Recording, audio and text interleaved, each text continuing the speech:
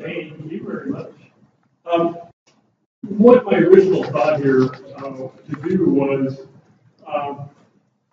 one of the things that we find kind of daily on a daily basis working with mostly small county level noxious weed programs, and also we work occasionally with pretty small nonprofits and other smaller entities.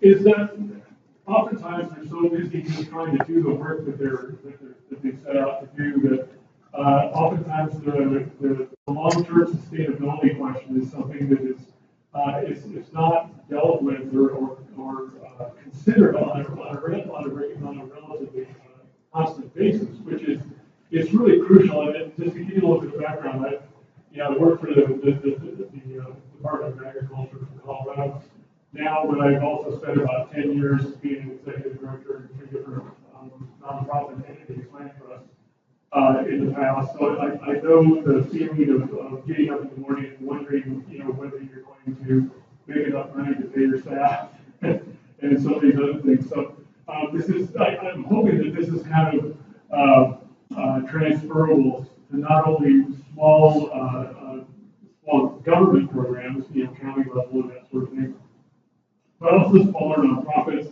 and also some larger organizations if you have that flexibility in your organization to do such a thing.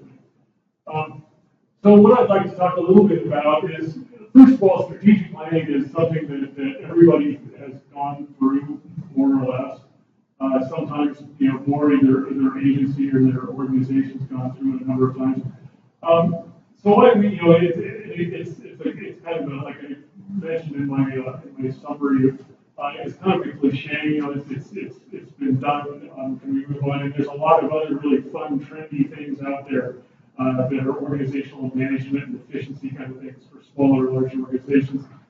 But I'd like to talk a little bit about really quickly what is it, because oftentimes we think we know what it is, and it's not necessarily the case. Briefly the process, and then what I'd like to do is talk through an example that might be illustrative of some of the concepts that I'd like to bring up, and then really kind of maybe discuss whether it is a very useful thing to do overall, and that would be from say your perspective, what you bring to it. I have my own ideas as well, but so why strategic planning? There's a few rationales or reasons why you might want to do this. The first obvious one is to really identify the challenges that are out there in front of you. Oftentimes we just all sit around and we all kind of nod our heads and we all kind of know what the big problems are. So we never really kind of flesh them out and try to figure out a way of breaking them down analytically so that we can address them. Sometimes problems are too big if you try and look at the whole thing at once.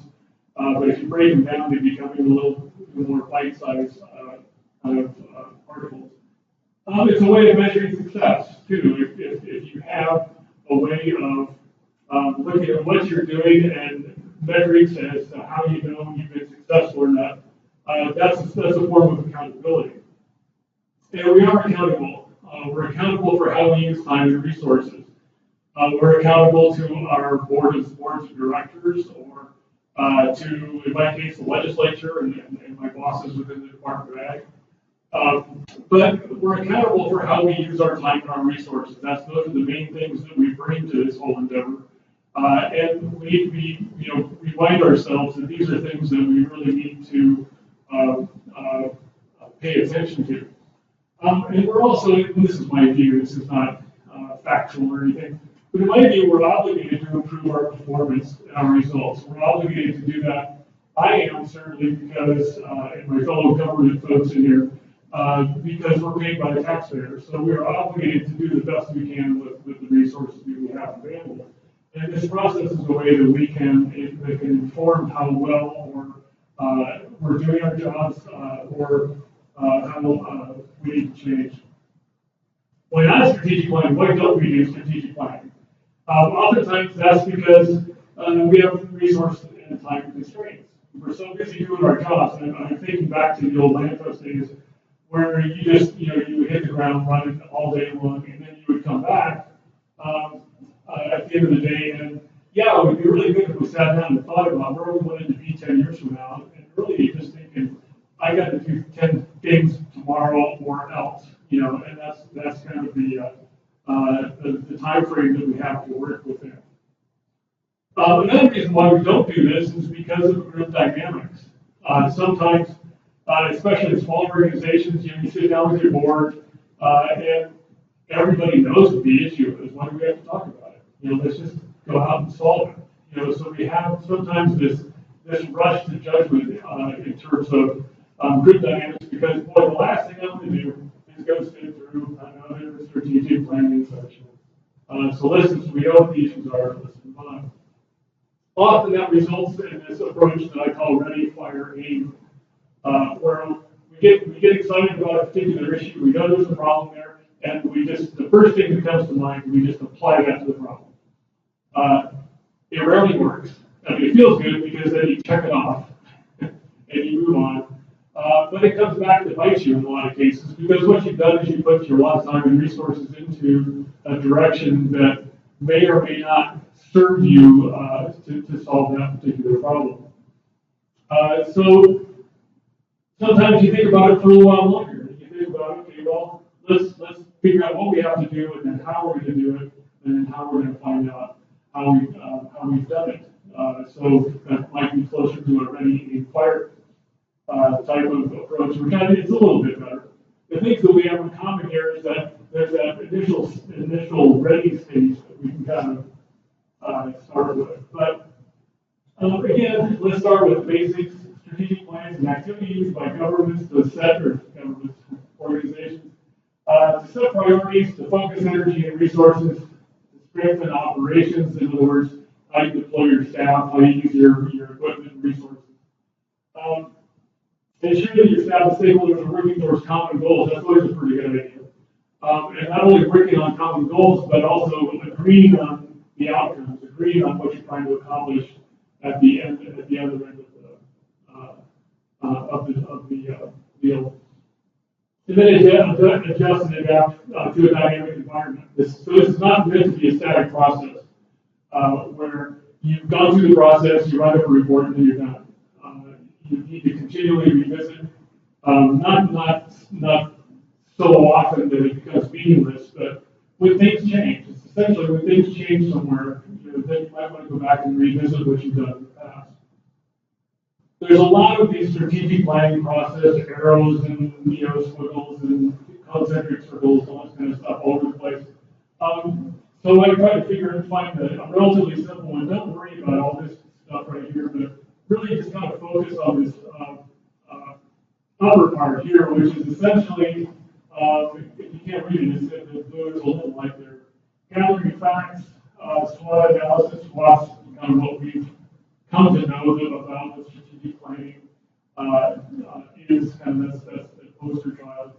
Reviewing inputs, looking at your strategic, what they call here a strategic matrix, defining strategies and reviewing and adjusting. I'll go through this. I'm not going to read through hardly any of this, so don't worry. If so, there's some coffee in the other room, and we can try and stay awake and go through this. But I think probably sticking up here on the upper part is going to be just fine. So usually you can section these out so that the first three parts here might be what we might call the ready part. In other words, where you're trying to learn about your organization, you're learning what you are, the resources you have available, the quality of your staff, the quality of your equipment, the needs you have, that sort of thing. So this is kind of where you might want to start with. I'll go back here because we'll jump into the SWOT analysis. Right here, I'm not going to mention this too much, but the first part of the gathering of information, this is essentially the stuff that you have around your own office. The staff you have, the resources you have available, the processes you go through, these sorts of things. Who does the bookkeeping? It could be as simple as that. But where you really start looking at and analyzing what you're trying to, what your organization about is what's called the SWOT analysis, which is strengths, weaknesses, opportunities, threats. To start off with the SWOT analysis, the strengths and weaknesses are the internal part. Well, first of all, I have to mention that especially in really small organizations, sometimes it's really hard not to take things personally when you start looking at, or when your board starts looking at your strengths and weaknesses as an organization. It's not meant to be your personal strengths and weaknesses, say you're the executive director, or if you're a staff member. It's meant to be the organization. So it's really easy to kind of get into this kind of personality thing every now and then. Unless you have just an ideal relationship with your board and your staff and your boss.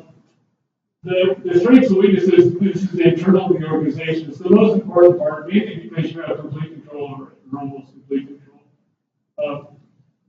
It's internal to the organization. And again, I'll go through it very quickly. It's current activities, capabilities, shortcomings.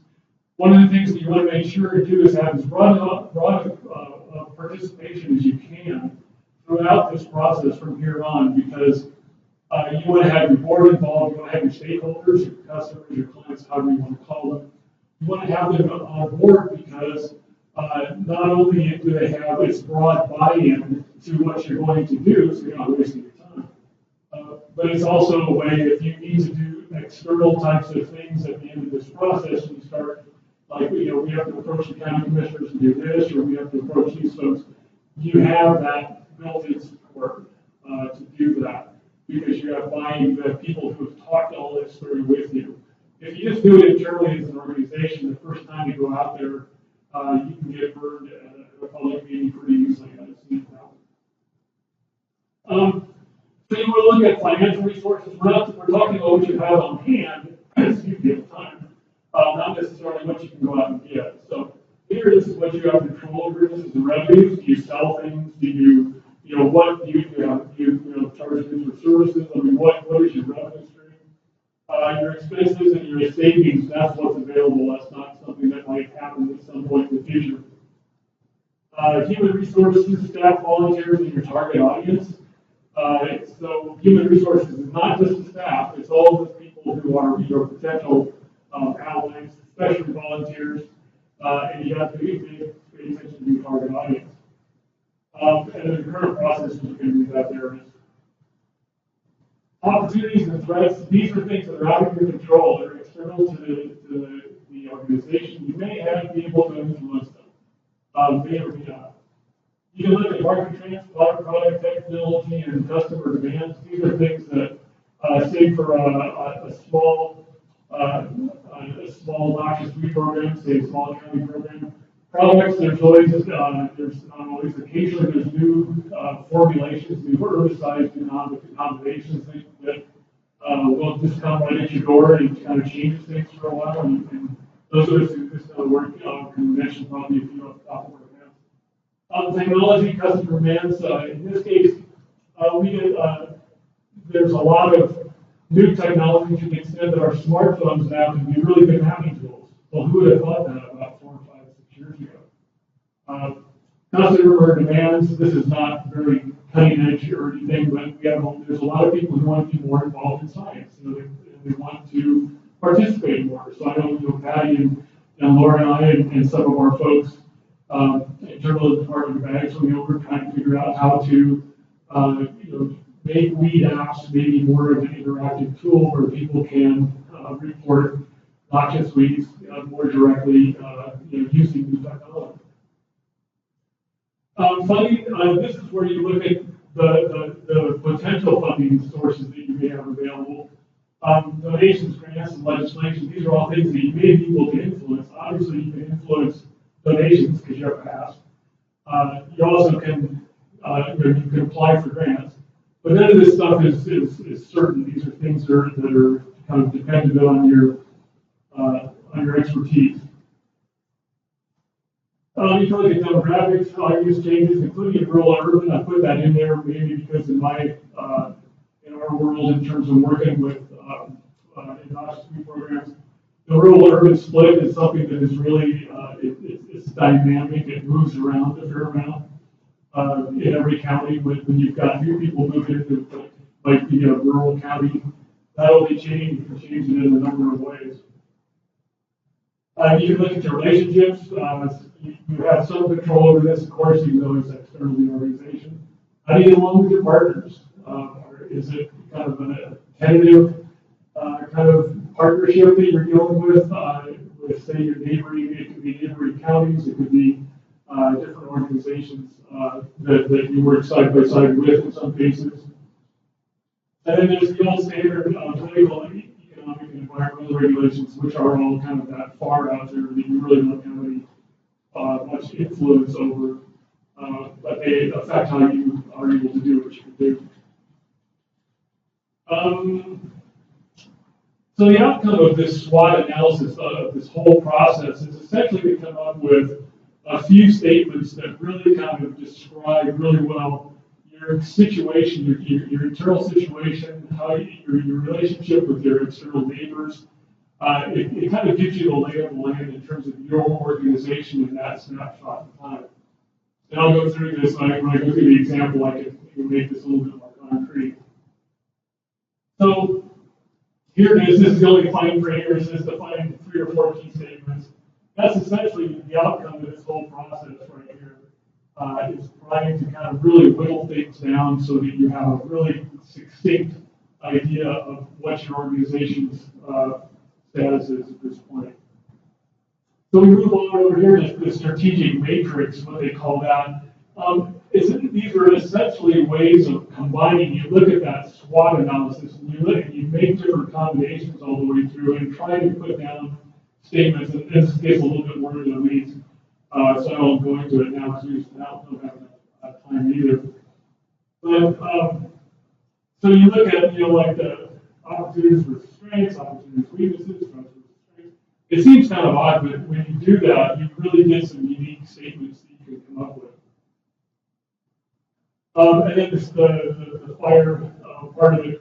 This is when you get down to objectives and operational plans. So we actually get down to what are we going to do in the next 12 months? What are we going to, what are the outcomes that we seek, and what are we going to do to get to that point? So let's go back up here to, here's the example that I have in mind. Kind of spend a little bit more time on this in terms of, say this is a hypothetical county program, say a Noxious program. They have like the county manager, which is the one full-time employee. They have 1 or 2 seasonals. They do essentially roadside sprayings and county properties, which is what our state law requires. They do. Pays pretty bad. Hard to keep seasonals. I think that's true in a lot of different circumstances. Unfortunately, it's very, very common in Colorado to have weed managers. They don't make a lot of funds. Sometimes they can't pay their seasonals enough to be competitive with other job opportunities that seasonals may have, especially in rural areas. They consult with private landlords on occasion, which a lot of them do. And oftentimes their customers or residents, especially in agricultural areas, they're focused on more common weeds, not necessarily the high priority weeds that we in the state are more concerned about. There are smaller populations where we can actually manage them with preventive. And then it's a very competitive fighting environment. What I mean by that is like most counties are very limited in the amount of funds that they can raise and use. And this is, when you talk noxious weeds, then you're also looking at other types of things that counties have to do, such as public safety, run the ambulances, do all these kind of really important types of activities. It's always difficult to get on the to stay on the radar of say your county commissioner. So let's say straight here, you've got a top-notch full-time equivalent, your weed manager's top-notch, you have general support amongst the commissioners, but it's very competitive. You got some weed warriors out there, which is good. You got some potential volunteers. Your weaknesses, your funding is shaky at best. You don't have a lot of resources for education or outreach. And little support for enforcement. This is not an unusual rural county program. So there are opportunities here. You can say state resource level resources have increased, which they have in our state over the last couple of years, thanks again to CWMA, which Fred mentioned. Adjacent counties have a stronger program, making some. So this adjacent counties have stronger programs. There will be excerpts in the county, let's call it a threat. We've got a whole lot of new roads, new people not thinking about weeds, tend to spread them all over, and they don't really know it's not because they're trying to, it's just because they don't know. State and federal resources in general decline, affecting current partners. And the main state, CEA, keeps adding new species for giving us some more. I just put that in there because we got so here's the statements of current conditions, and I'm going to have to go through this relatively quickly here. But this is back when I said, you know, when you at the end of that whole SWOT analysis, you want to come up with like three or four statements of where you stand as your program.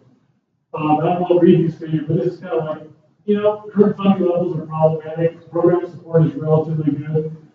Have a really good staff that's overworked and underpaid, support for weed management, kind of redo. This is kind of like, this is my hypothetical program, this is kind of their world.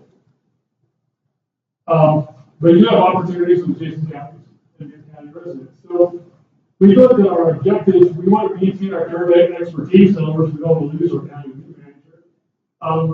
We want to do outreach to small residents. We seek partnerships with neighboring entities, and we want to explore new funding opportunities. These are our objectives. This is kind of pretty far down the road. And then what we want to do is we go through each objective and go through those outputs. And I'm just going to kind of zip through them here in terms of here's objective 2. This is that outreach component that we wanted to do. I'm going to do the opposite of over 5 minutes. So this is essentially what we want to do with outputs, with that outreach. Here, this is where we want to meet with county. We want to work with other counties, so we're going to try to get our BOCC stands for Board of County Commissioners. You can look through those. I'd like to go through a little more in depth, but don't have a lot of time. So, and then level 4 is the whole funding thing. So you can discuss that with county commissioners, go through familiar sources, less familiar. And then what you want to do is revisit this whole thing in terms of, okay, what are the outcomes of these original tasks? So what's the outcome if we are able to retain current expertise? Well, we end up with a county manager who continues to stay with us for a long period of time. So again, you kind of look at, and I'll go through you, I'm not going to go through each one, but what is the outcome of these? So it's not just what you did, it's just how the world changed after you do those outputs. These are the outcomes. Okay, so there's the outcomes, so then we get to the sustain, adapt, revise component here. In other words, go through the same objectives again, and then what are we going to do to sustain, adapt, and revise all of these? So you kind of go through that same situation. Same one, let's go through the first one. Retain the current expertise. Well, I mentioned that kind of new manager is going to resign, retire, or whatever. So you don't want him or her to retire with all of this information in their heads. You want to have some institutional way, that memory, you want to make that go on to the next generation, so to speak. So you need to keep thinking about how you're going to look in the future with these outcomes that you are derive. So you go through that type of exercise, and then maybe come up with a task, That's how it is. So I hope I didn't get zeroed out with the red card. I didn't get red carded, but it was close. So I'm sorry it was a little bit rushed, but it's a process that is, I find, to be very, very useful to do, but it also needs to be, kind of fine-tuned to your particular situation. You got to have the right people involved. It's like the old Good to Great book. I don't know if any of you guys have ever experienced that book. The author essentially says you need the right people on the bus, and you got to get the wrong people off the bus. So when you're doing it in this strategic planning exercise, kind of keep that in mind as well. So, but I think I need to stop talking now, don't I? Okay, she's not even heard of it. So, I think there may be time for questions, but I really appreciate your attention and your stay awake, and I hope it was relatively interesting and useful to you. So.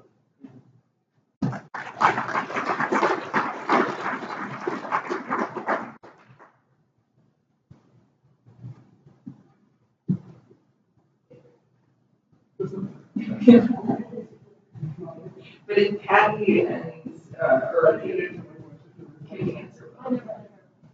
But for those of you that haven't been to one of our conferences before, I just wanted to let you know that we post all the presentations on our website, and we're also doing recordings. So, because I know there's a lot of really good detailed information in those slides, so you'll be able to review it later. So next up, we have Patty York, also from the Colorado Department of Ag, talking about Phragmites in Colorado, the history, status, and future